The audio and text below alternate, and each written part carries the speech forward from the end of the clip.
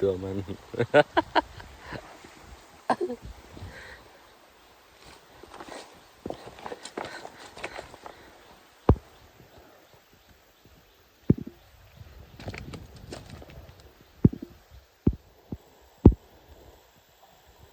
โป่งเสือลูกพี่เดี๋ยวโป่งเสือลูกพี่ได้ไหมตากยาไทยแล้วกัน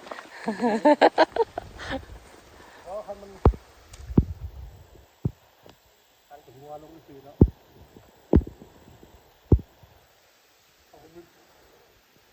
ลงขึ้นไหมวะเมื่อกี้เราเห็นตัวเอาไว้วะ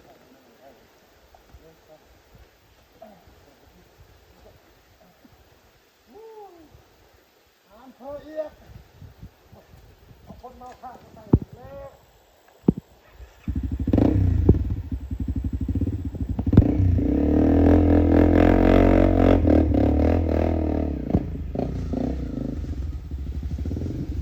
เห็ดแนวเก่าอีกแล้วพัฒนาทีมคันหนึ่งวิทย์แล้วคันคอยนะวีซ่าแก่วิทย์สบายตัวเลยเอ้าเฮ็ดลองวีซ่าบึง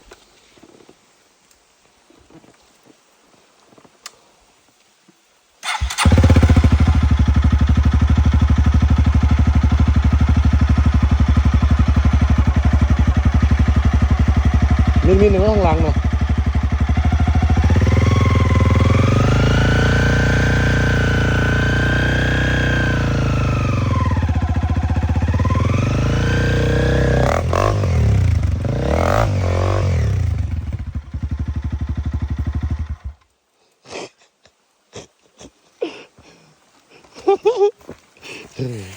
โอ้ยซาแก่ได้หมดง่ายก้นเป็นได้หมด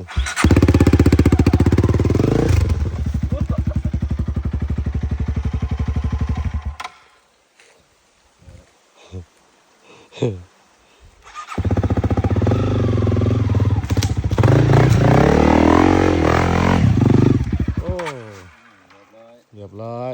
มาเติมขึ้นเติมอย่าจับรถผมอย่าแตะรถผม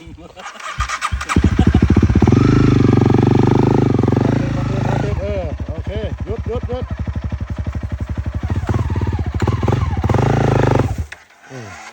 โ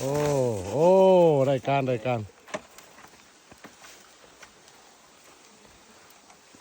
เอาสิมันง่ายก้นถอยง่ายแม่คอยถ่ายวิดีโอได้ดิลงผลก้อน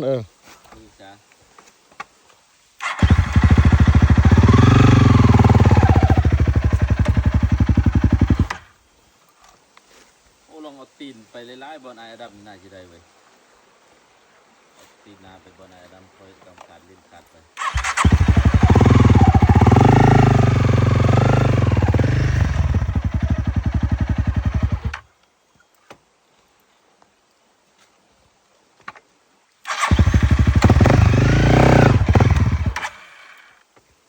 หนาวก็บูไปไปเขาประสวนเขาพอได้ยินเสียงตดเลยนะฮะ2ตดให้มันครบไหม3ไหมมา3คน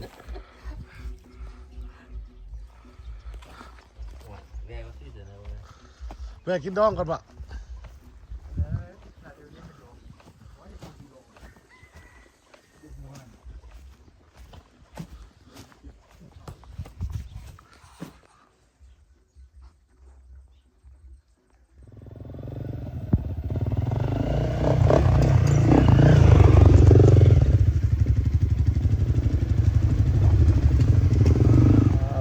วันนี้คากละเอียด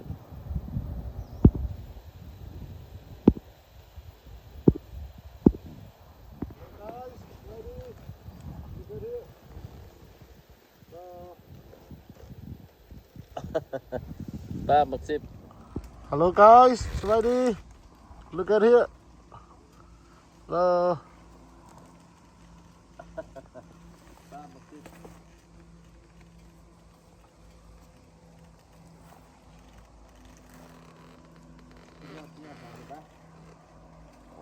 ขี่รถทางด่วนมาเหรอทางคนนี้ชอบกิน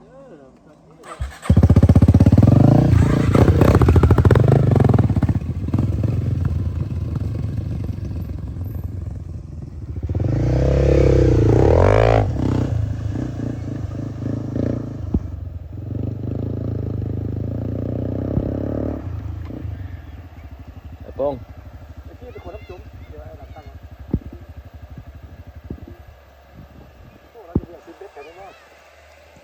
น้ำซองไอ้นี่เนาะ น้ำซองเลย โอ้มันคือน้อยเถอะวะน้ำลีกโมเมนต์ไปได้นะไป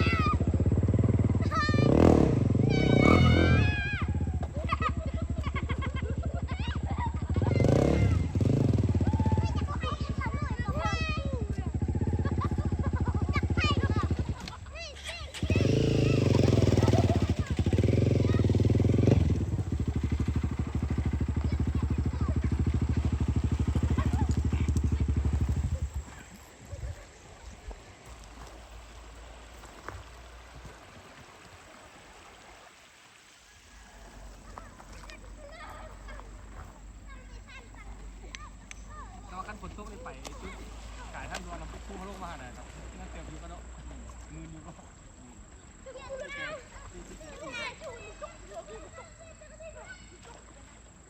แต่ยังรวมๆแล้วทั้งไรแต่ต้องแยกเข้ามาเข้าก่อน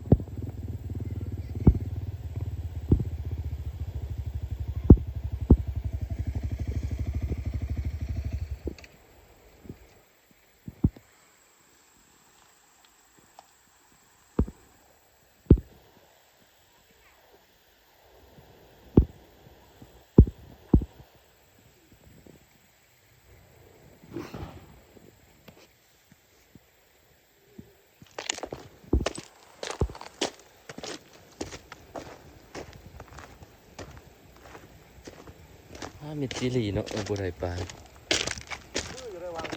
ฮะคืออยู่ปะ เล่นปลาไหลกินปลาน้อยแม่เนี่ยวางสงวนที่นี่ โบแม่นโบมีโบแม่นวางสูงวันนั่นนี่นะ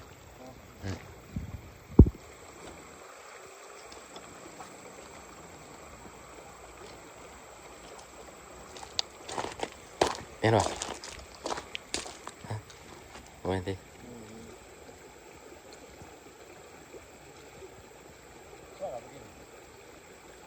ฮะนะปลาคอยคือสิเรียบแทนมันได้นะ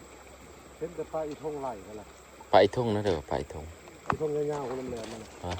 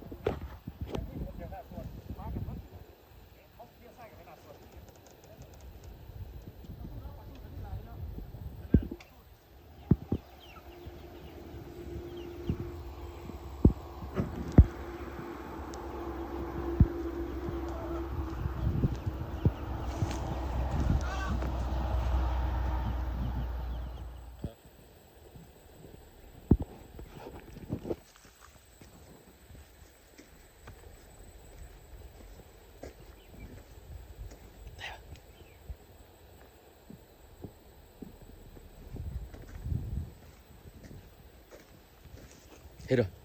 โอ้ยังเกือบใกล้แล้ว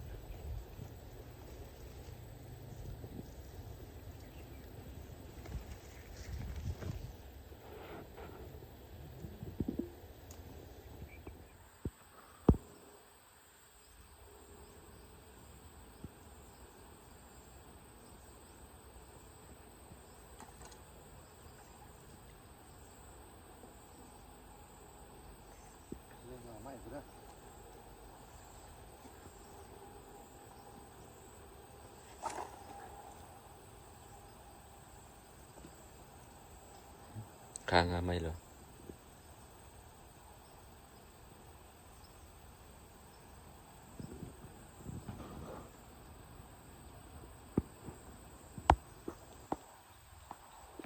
มาลุ้นนำกันปลาสูดน้ำเล็กเกือบแล้วเมื่อกี้ตัวหนึ่งประมาณ4 นิ้วเขาก็เลยหยุดก่อนเปิดเล่นพายปะเลยเปี้ย นี่ฮอดจบเป้าหมาย2 ชั่วโมงการขี่รถมาถือให้ดูเนาะถือให้ดูภาพเข้าเมืองแล้วอะ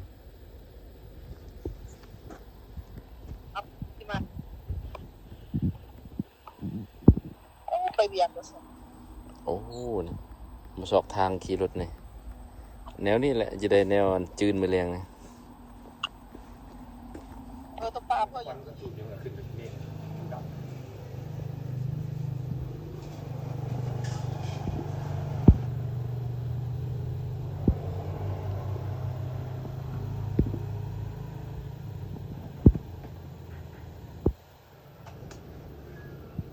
อ๋อละเอียดท้องฟ้ามันนี่พิเศษขนาด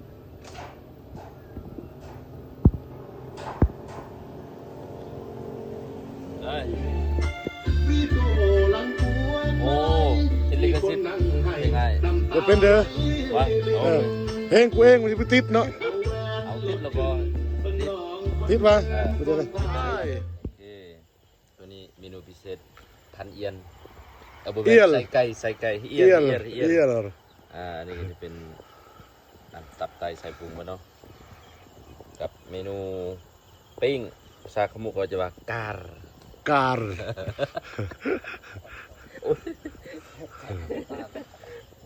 ขมุแยะ ขมุเวนเจอร์ ขมุ Adventure Tour Survival Hunting หรือว่า Ghost Rider วังเวียง Dirt Bike Tour Camping Hunting and fucking yes ตัดออกได้ถึงสัตว์ เอามาเบิ่งเมนูเลย อันนี้เซฟทีมงานเขาเนาะเพิ่นสิมีสถานที่อันนั้น ว้าว เป็นแคมปิ้งเป็นบอล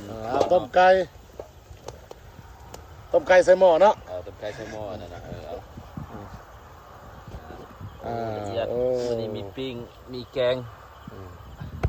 สุดจัด สุดจัด อย่าลืมเด้ออย่าพลาดจะส้มอันนี้หัวหน้าป้องโป้งเนอะหัวหน้า พนาโป้งวังเวียงเมืองเฟืองน้ำแซดหินเฮิบมื้ออื่นเขาจีลุยวังขี้เห็นป่ะวังขี้เนาะวังขี้ไปออกพ้นค่ำเทรลมาอีกตัวนี้สุดยอดนะ จัด ยัง ไป ไงติดตามไปนำกัน ครับ กับ ผ ส ม มายเลยอยู่มาตรายแฮมปั๊บสิบ ปั๊บปักซิบ โอเค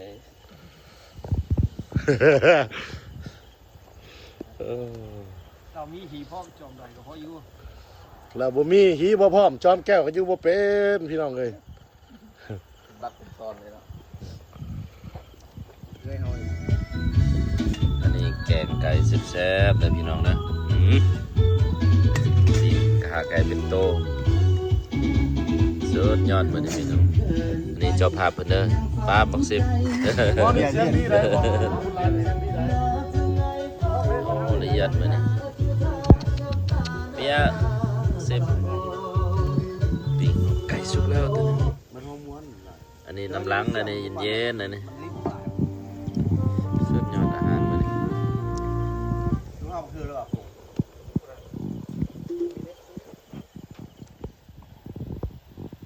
สามพี่น้องเนาะสิการยำแรงเอาขับสุดนั้นมีห้องนอนห้องน้ำครบสุดเนอะโอเคสามารถกางเต้นท์เอาอันเป็ดไก่สปอร์ตเพิ่นได้เนาะเพิ่นเลี้ยงเป็นฟาร์มเลยอันน่ะจะเป็นพักช่วงยามฝนเนาะเพิ่นจะปลูกผักกอกผักกาดมักนอกมักนัดมักงอกมักเงาะจะเป็นผักปลอดสารพิษออร์แกนิกเนาะเพิ่นมีอยู่นี่ประมาณ3-4 เฮกตาร์เบารวมๆเนาะบรรยากาศน้ำแรงโอ้ยตาสะออนยุงมาตระแฮมก่อนกับหมุนตุกกันนี่เด้ 3 คนกันน้อยๆได้ มาเข่าแรงเด้อเข่าแรงอยู่หินเฮิบแอนูโลวังเวียงสไมเลอร์ทัวร์ไกด์โลโก้ซัพพลายเออร์มานี่เบิ่งอาหารการกินนี่เต็มฤทธิ์มื้อนี้หัวหน้าอุทัยครับ น้องทรายโป้งครับน้องทรายเธอครับน้องทรายอ้ายมื้อนี้โอ้เป็นเซฟให้สุดยอดหลายกินอยู่แคมป์น้ำลีกเลยก็นี่นะอยู่ใกล้ครัวนี่ กินโซด้วยอาจารย์เนาะ เมนูเฮานี่นะ อันนี้แกง อาจารย์ไทยกินส้มด้วยฮะ เนาะ กินส้มเนี่ยกินอยู่ป่าเด้อ แซ่ แซ่ บบ เลย จ้าแซ่บจ้า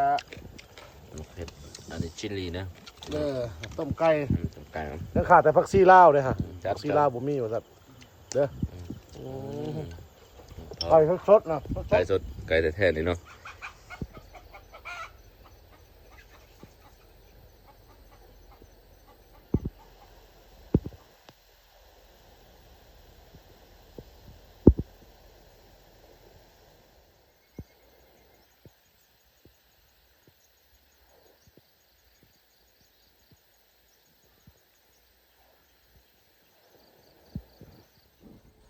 บรรยากาศตอนเช้า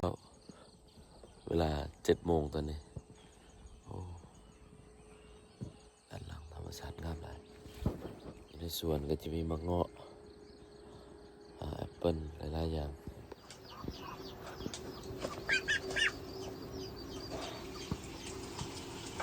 พอเด้อ2 หน่วยโอ้อันนี้มันหากับไข่ด้วยนี่นะ2 หน่วยขอเด้อ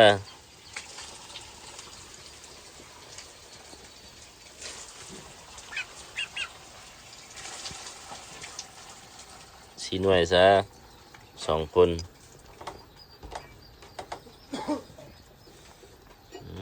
มีหลายหน่วยอยู่นะ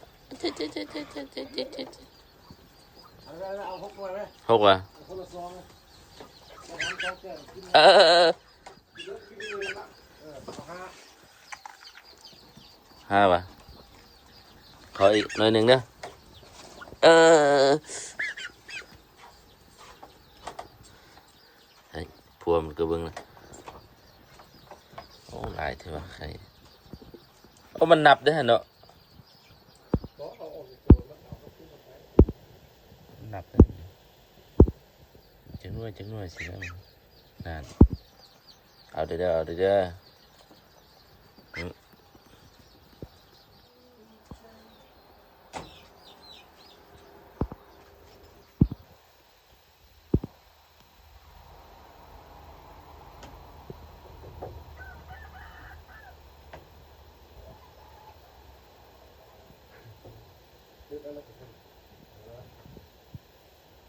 น้ำไปลายได้กินลายได้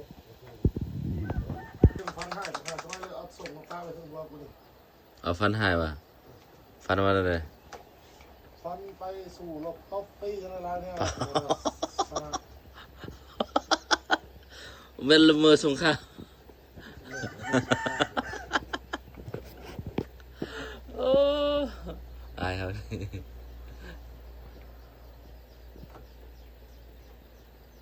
ละเอียดสีมือจัดพงกินดิบกาแฟนะมื้อนี้นะบอกแล้วงานโอ้โหได้สด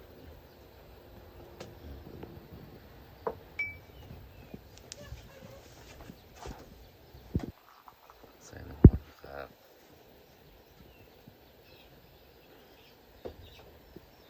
โอ้ให้มันยดจึงได้กินว่ะคือต้มเหล้าเนี่ย อ๋ออันนั้นเป็นกาแฟยิบแต่ตัวนี้เป็นอันนี้เป็นเอสเปรสโซ่เหมือนกัน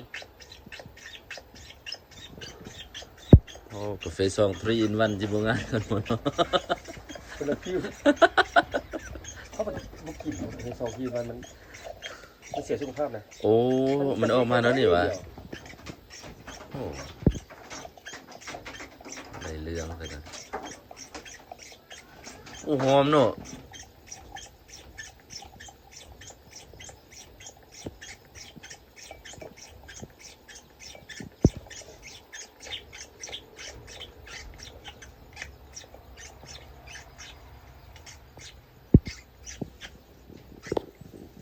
ละเอียด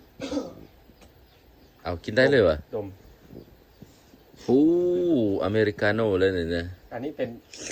ออกมาปุ๊บจะเอิ้นเอสเปรสโซ่ เอสเปรสโซ่กันวะ ถ้าเอาน้ำร้อนเข้าใส่เติมเต็มเอิ้นอเมริกาโน่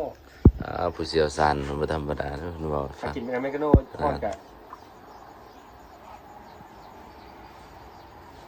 โอเคตัวนี้อเมริกาโน่ อเมริกาโน่เอาไปไอ้ดำอเมริกาโน่สีเขียวแล้วบ่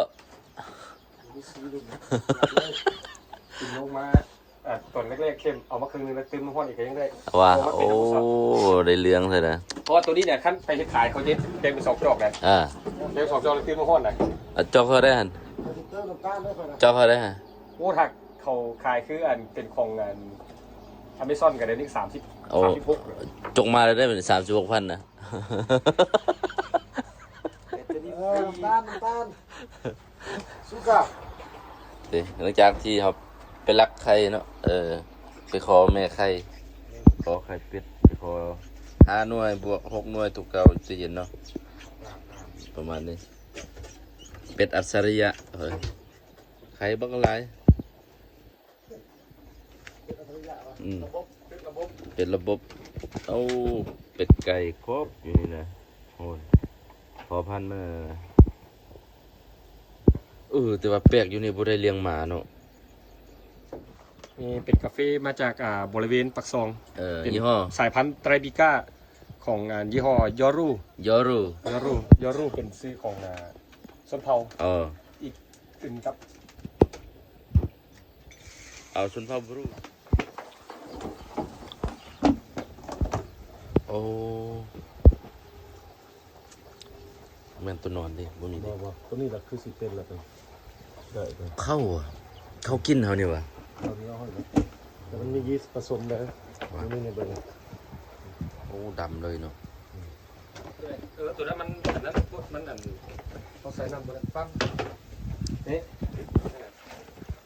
โอ้นี่โอ้มีตำราด้วยเนาะนี่เนาะ บล็อกตัวเครื่องแทกมัน เบิ่ง คือหลังจากที่เรามักได้15 มื้อนะ อืม จะอุณหภูมิเราดีกรีของเราจะอยู่ประมาณ10 องศา ก็ไปกินกับเมาขึ้นไอ้น้ำนี่เนาะ แต่แบบเดียวก็เราไห้แล้วแหละ มักจากมือนี่ 15 อ๋อ15 มื้อพุ่นเนาะผมว่านี่บาลอดมัน นี่ตัวเลขเห็นปะตัวเลขมัน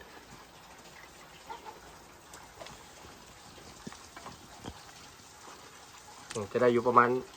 12 เอามันขึ้นแล้วป่ะ ทีนี้มันจมไปฮอดบนไดกับขีดไปฮอดบนไดกับที่ว่าสำนั้นจะได้อยู่ประมาณ12 ดีกรีแต่หลังจากที่เขาไปกันออกมาแล้วมันจะได้อยู่เขาเราที่เขาขายคือ50เราจะกันเอาน้ำหัวอยู่ประมาณ50 ปลายแล้วเอาน้ำปลายที่ป้าไปอีกนำมามิกซิ่งกัน คุณของบาลอดเนาะ12เนาะตอนนี้แอลกอฮอล์ตัวเลขมันจะมีคิดกลายประมาณ11 12 11 12เลยมันเล็กซิดทั้งหมด11 สูตร40ไอตัวนี้40 70แต่ว่าทรงเราก็เอา50คือทรงนี้ โอ้ประเทศนั่นเหรอ ไปแทกตัวนั้น โอ้ แต่ว่าแทกนี่ต้องได้แทกตอนอุณหภูมิเย็นเช่นว่าแม่นสุดล่ะคือ20 องศาแต่ว่าคันว่ามันอยู่เกิน20 องศาเนาะเขาก็จะมาเทียบตัดตาราง อ่านให้ฟังเลยชูเฉยๆ มาเทียบตัดตารางแบบว่าสมมติขึ้นเราเขาเอา50 ดีกรีนี่นะ50 ดีกรีนี่แทกออกมามันต้องอยู่ที่อันสมมติว่าอุณหภูมิเขาได้อุณหภูมิเราเทียบตัวออกมาเนาะ เอามันต้นเห็ดเป็นอาจจะสูตรเดียวเนี่ยมันต้นเอามาหนึ่งก่อนมาหนึ่งแล้วมามักแบบเดียวกันนะบ่ละ ตัวนี้สด อันนี้มันเดินอันนี้ย่างว่ะอันนี้ย่างเด้ออันนี้มันเดิน ทั้ง โอ้หางนกว่ะโอ้หางไก่ ข้างใกล้ โอ้หางไก่ สมมติว่าเขา หางไก่ เขาแทกอุณหภูมิ ละเอียด ของน้ำเราได้อยู่72 องศา อันนี้นักเรียนไม่เนาะนี่ เขาต้องมาเบิ่งว่าดีกรีเขาจะเอาเนี่ยมันอยู่ที่เท่าไหร่ดีกรี50มันต้องมาเทียบตัดตารางกันนะ นี่นี่วิธีการต้มเลยโอ้ละเอียดไปน้ำหลังจากที่ใส่ฟืนใส่ไฟ everything เรียบร้อยอันนี้บนกระจายน้ำออกแล้วเฮงเราไฟอันนี้เด้อเราจะเบิ่งน้ำหอมหรือน้ำเหล้าที่มันออกมาคือประมาณนี้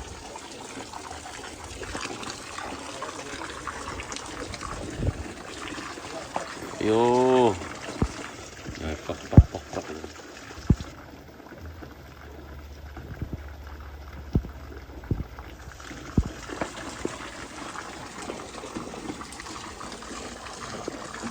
เป็นโอ้หอมอยู่ได้นี่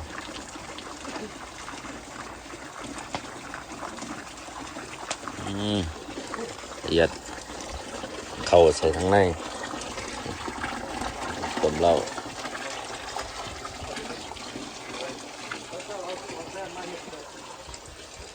ดำเลยใส่ข้าวนี่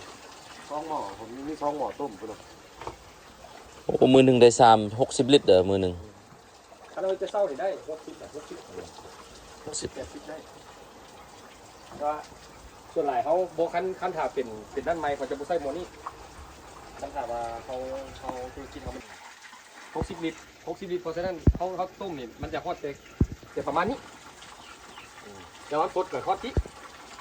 ตัวที่น้ำมันเดือดขึ้นนะเพราะฉะนั้นให้คาถึงขึ้นมาถาเป็นหม้อตัวนั้นมันตักเครื่องไงเวลาเขายกออกเลยนี่เขาตักกินเหล้านี่มันไงในบ่ออันนี้คือเป็นที่ปมมีเป็นคนที่เขาได้ง่ายเนี่ยผมลงได้หรอแต่ว่าสมมติมึงไปตักเอากินเหล้าออกมาเนี่ยเป็นกินเหล้าตัวนี้แหละ นี่ครับบรรยากาศเอาหงต้มเหล้าเนาะของกลางโป้งเสร็จเรื่องใกล้สนาม ขี้เหล้านี่มันขี้เหล้าทางขี้เหล้า แล้วขี้เรา ตัวนี้ คนขี้เหล้า ไปเป็นอาหาร ตัว ข ห อง มู สัตว์ หมูหมักขนาดนั้นนะ ตัวงัวตัวเป็ดตัวไก่กินได้เบิดคืออยู่นี่มันจะจำลองแบบชีวิตแทบจะพอเพียงหรือว่าชีวิตแบบพื้นฐานเนาะคือเขาเฮ็ดเหล้าเอาขี้เหล้าเนี่ยไปเลี้ยงสัตว์พอสัตว์ขับถ่ายออกมากลายเป็นปุ๋ย ใช้ต้นไม้ แต่ต้นไม้เป็น เพราะฉะนั้นคือมันจะหมุนเวียนเลย หมุนเวียนเลย มันจะหมุนเวียนแบบแทบจะบุมีของเสียวเนาะระบบ ฝรั่งหมักแท้มานอนได้กินเหล้าสด นะ แทบจะบุมีของเสียวเนาะระบบ มันหมักคือยังในฝรั่งเรื่องเหล้า ว่าภาษาอังกฤษได้ไหม เหล้าออร์แกนิก ว่าภาษาอังกฤษได้ไหมเอามีขั้นตอนเดี๋ยวเอา บริทำการบ้านมานะ โอ้เฮียนผู้เชี่ยวชาญแท้ๆเลย แต่ว่าคันไปแห้งหลายเนี่ยมันจะปูดมันเป็นเดียวเราเนี่ยมันก็จะออกแบบคู่อะนะ มันบ่ค่อยย่อยเนาะ แต่ว่าเทคนิคที่เขาประสบการณ์เนี้ยเก็บมาเนาะเรื่องเฮ็ดเหล้านะไฟสำคัญสุด ไฟ ไฟ พอถ่าเขาคุมไฟบ่ได้ไฟอ่อนละไม่เหมาะ โอ้ เราจะเปลี่ยนรสชาติได้แบบนี้เนาะ เอามันคือใหม่ เพราะว่าขี่ซามันจมเลย โอ้ มันคอยแหมแต่เขาเก่ง ต้องเฮ็ดแห้งๆให้มัน คือเขาต้องบวนว่าเขาต้องเป็นคนตลอดไม่เหมือนบอกแต่ว่าถ้าเขาเอาไฟแห้งเกินไปมันพูดคือมันดันสูงมันจะพูดคือมันก็เทิงที่ไหลออกเป็นเหล้าที่ส้มเอาที่ส้มเพราะฉะนั้นเลยน้ำนี่ก็สำคัญ ตัวนี้น้ำวนบ่นี่ กลายเป็นน้ำกลางแล้ว น้ำกลางเหรอ มัน น้ำวนจะออก จะ ได้จักลิตรน่ะ บอกคอยจะตรงแบบนี้เลยจะได้ยุดถังทุกอย่างนี่นะดีกี่จะตกอยู่ประมาณ53 56แล้วแต่เรามันเป็นเปอร์เซ็นต์ อยากได้ตัวแห้งสิมื้อฟังเรากินนี่นะ ตัวอยู่เพียง56ตัวที่เขาอัดจุดไข่เมื่อกี้นะ อ๋อกินละอันน่ะไฟออกปากเลยนะเนาะ หรือว่าตัวนี้แห้งๆนี่ยังได้ครึ่งนึงอยู่ทางแท้ๆมันก็ได้นี่คือตัวนี้ก็ตัวเที่ยวต้มเลยตัวนั้นต้มแล้วตัวกวนนะแต่มันได้จะกี่ทีเพราะว่ามันจะอยู่ที่ประมาณ53 56ตัวนี้จะได้51 51 ดีกรี 51ดีกรีตัวนี้ถึงได้56ตัวนี้ถึงทุกกว่าพอเอาน้อยกว่าเอาตัวถึงเกี่ยวนะแต่คือ51สีเขาก็เอาตัวนี้เข้ามาผสมน้อย มิก เพื่อ ซ์ ให้มัน ใส่กันเนาะ ให้มันเหลือแค่50 50กิน มัน ได้ ได้จักลิตรสะฟงส่วนมึงต้มนี่มึงต้มเลย 3อย่างเนาะเอาตุ้มหนึงว่ะ 60 ลิตรตัวนั้นนะ60ประมาณว่าเดี๋ยวตุกนึงนี้ เข้า20 กิโลแต่จุกแต่ว่าเขาจะบอกเต็มจุกเขาจะเอาประมาณนี้ที่ว่าเป็น 18 ลิตรเนาะประมาณ18 ลิตร แล้วไปตรงอีก เข้านี่เอาคุณภาพตอนใดเข้านะ เข้านี่ถ้าจะให้เป็นเหล้าดีจะเป็นข้าวเก่า เข้าปีกายจะแห้งดี ปีกายเนาะ เพราะว่ามันเขาเวลาหนึ่งมันจะบ่มีอย่างบ่มีเมือกมันบ่มีเมือก มาก่อนแล้วมานึ่งก่อนนั่นบ่ แม่น จังมามักใส่ยีสต์ใส่ขอเบิ่งตัวยีสต์ดูยีสต์อยู่ใส่ยีสต์เอาเข้าขึ้นมากัน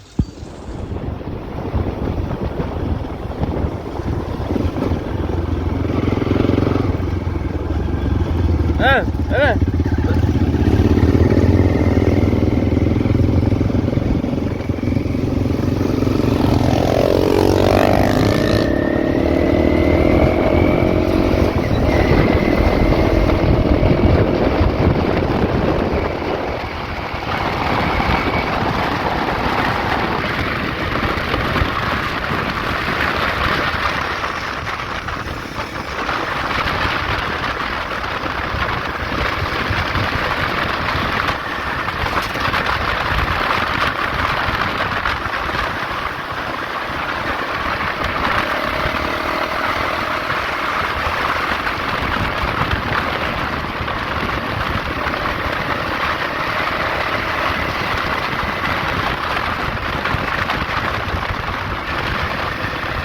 บอกน้องสาวครับ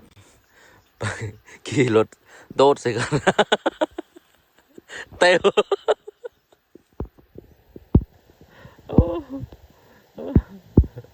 โอ้กันสมัยเลยทันทายตอนเมื่อกี้นี่คือ ตอนโดดคือซาโดดแรกนะ เออ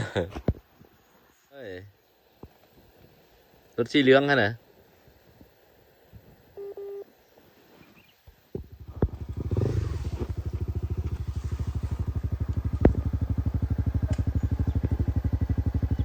เล่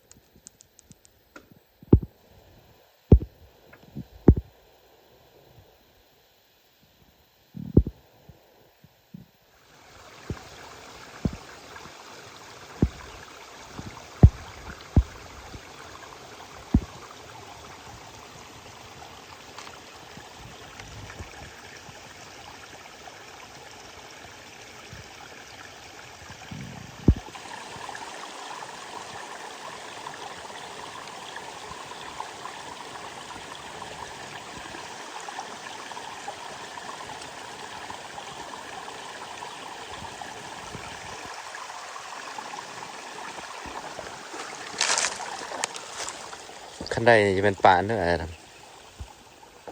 เนี่ยปลากั้งเนาะ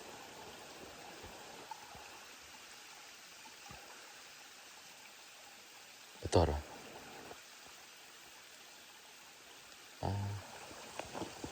ไว้อยู่ดิ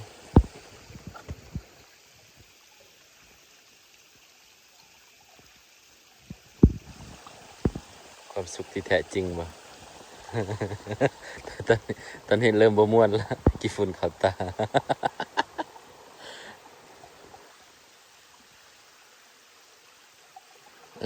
เขาจะได้กินอยู่ได้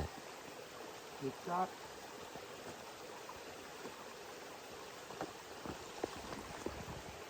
เอาน้ำได้ในล้างตานะ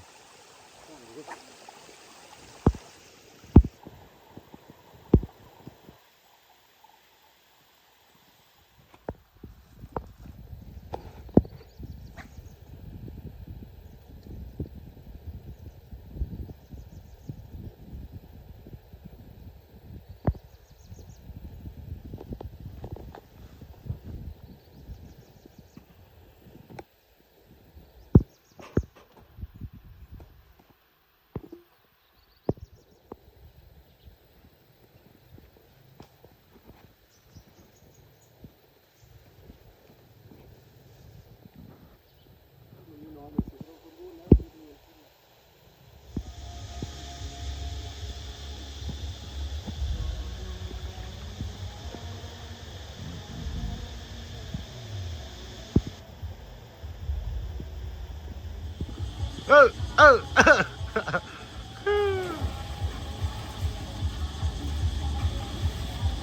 ไปเริ่มเพื่อนรอบที่30 มาตลอดกินแห้วตลอดทำไมยามใดกัน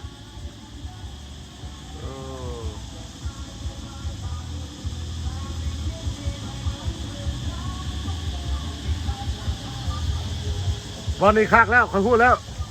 ที่พาอารีนากับอาวินเนอร์มานี่แหละมันตื่นเลย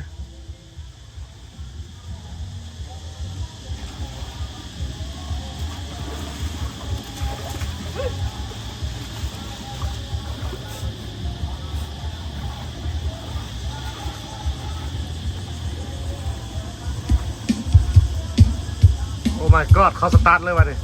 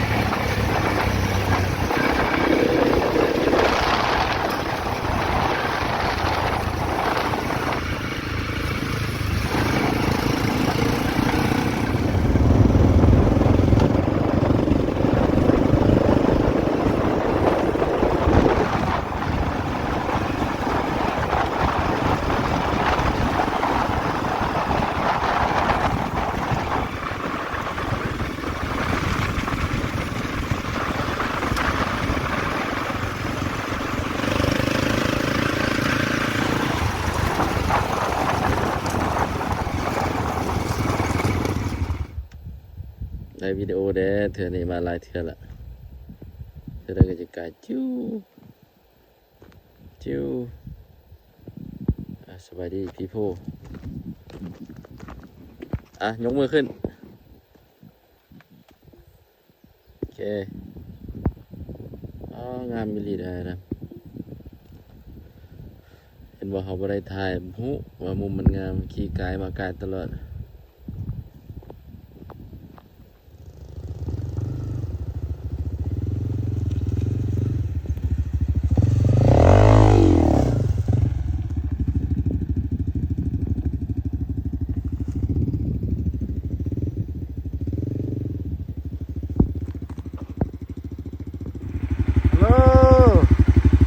Nice and beauty.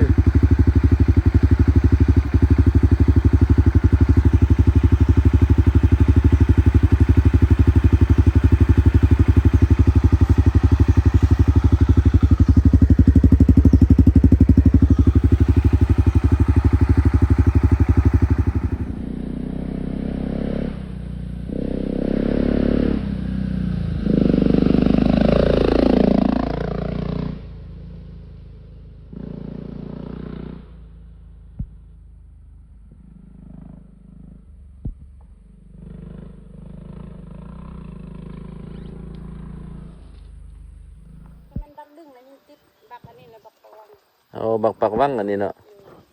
เอาละเอียดงามโอ้สะอ้อนอยู่เทิงเนาะดำเนาะ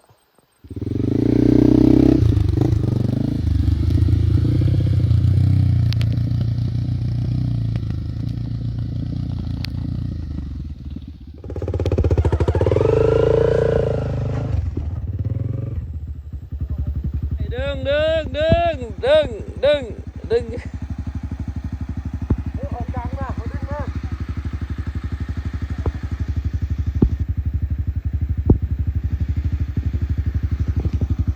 ได้ป่ะไอ้ตีจางเนี่ยแกะมือมาได้เลยนะซ่องวันเลยนะโอ้อยู่พี่ใกล้เขื่อนตีเนาะ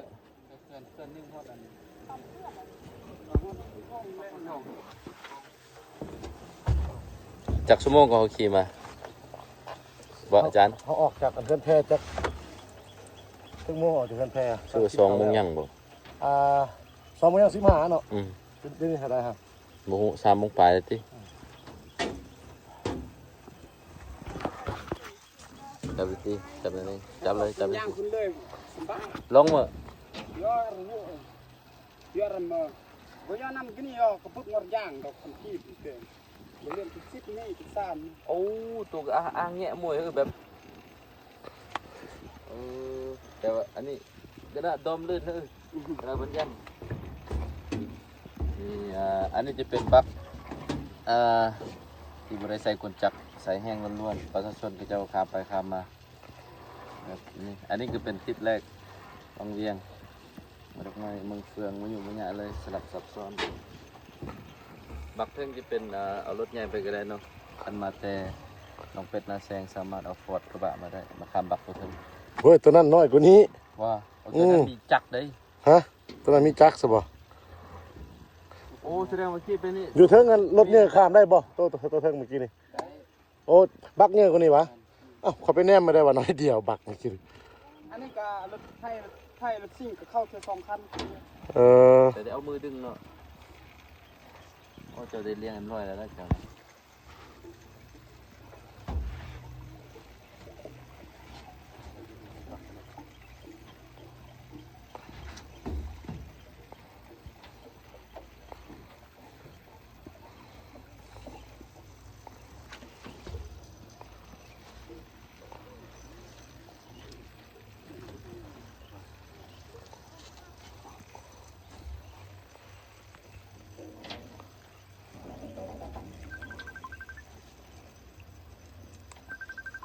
จักไปโทรหาบัดนี่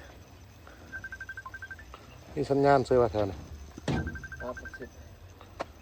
ขี่ลงไปลุ่มเป็นคอนกรีตมันนะสุดยอดได้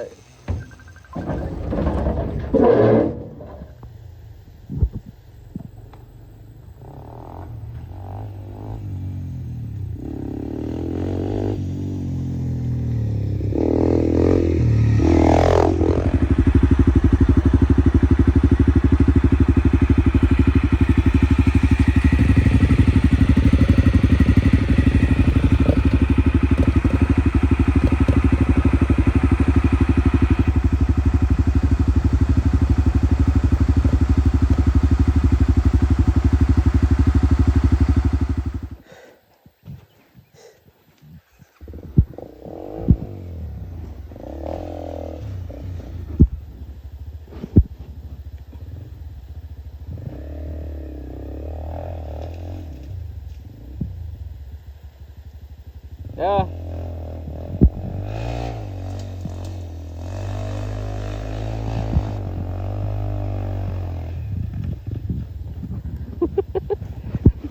กบ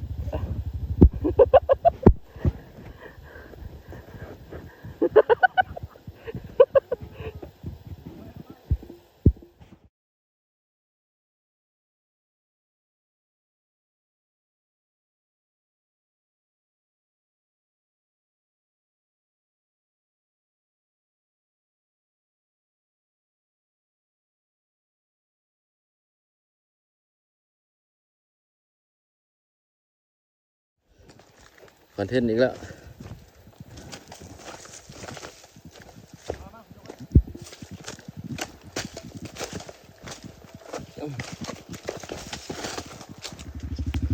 โอ้โหแล้ว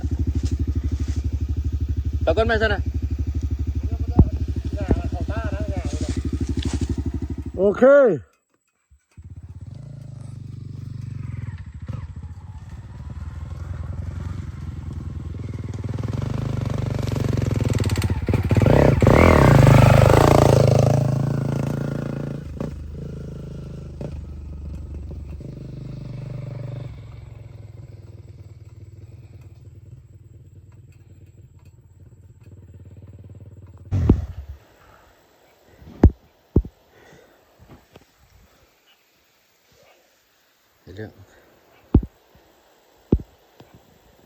ในเรื่องไป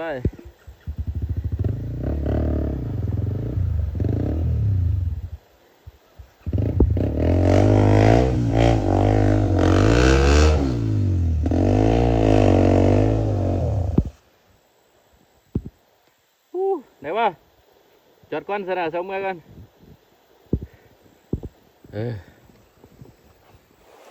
ออกปลาจุดได้สุดยอด ถ้าเราโบย่านอันนี้ทำที่นี่ทางงานได้ที่ตั้งหัวหันน่ะ โอ้สีมือตกลงแล้วสีมือนะ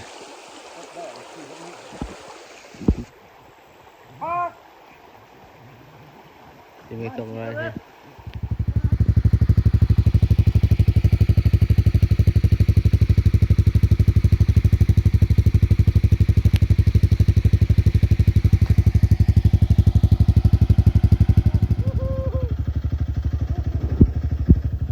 น่าเลยน่ามองเลยไปเลยจบทริปสลิปออน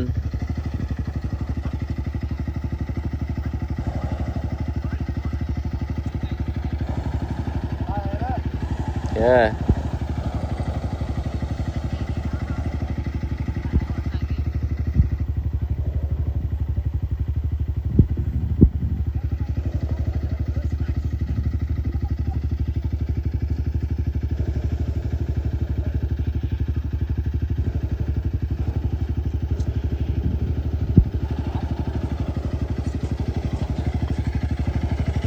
อา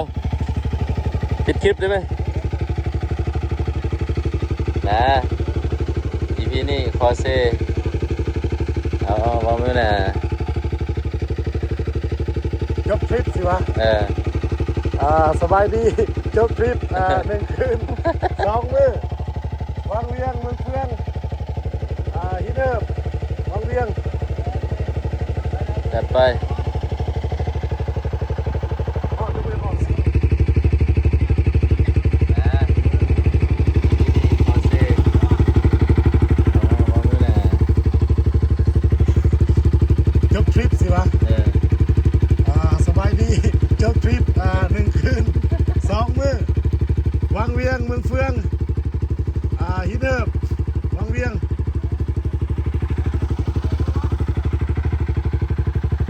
ว้าวจะไม่อยากออกเสียงแล้วมันพาขี่รถมันมือโพด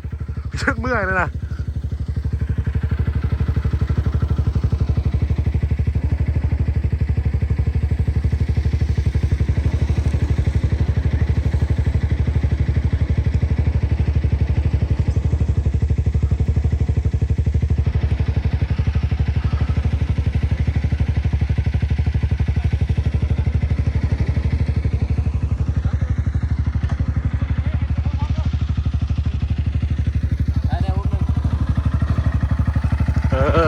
my god งามหลายงามหลายเดี๋ยวเด้อ1 2 3โอเคจบ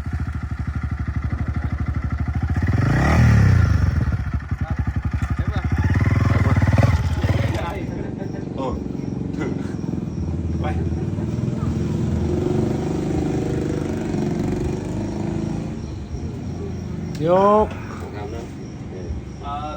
ฮอดเหย้าฮอดเหย้าฮอดเฮือนปลอดภัยทำเจียกหันประเอียด ขอบปุ้งเลยไหมขอบปุ้งเลยไหม ขอบใจเด้อโป้งเด้อขอบใจอันอุทัยเด้อทุกคนเด้อ บุรันเด ข ต อ อบ ใจ แชท อุทัยขอบใจโป้งและขอบใจน้องทรายอ้ายมอน้องทรายยังอีกมอซื้อหนึ่งอ่ะมอน้อยๆหันซื้อยังวะ ซื้ออ้าย บอกอีกมอหนึ่งหัน ซื้อซ้ำหมดเลยซื้อ อันลืมกับขออภัยนำเด้อแต่ว่าอยากแจ้งทุกคนว่าขอบใจสำหรับมื้อคืนนี้แล้วก็ขอบใจทุกคนอาหารแซ่บความมักความแพงสืบไปตลอดเด้อฮอดเจ้าเพื่อนปลอดภัยแล้วขอบใจทุกคนเด้อ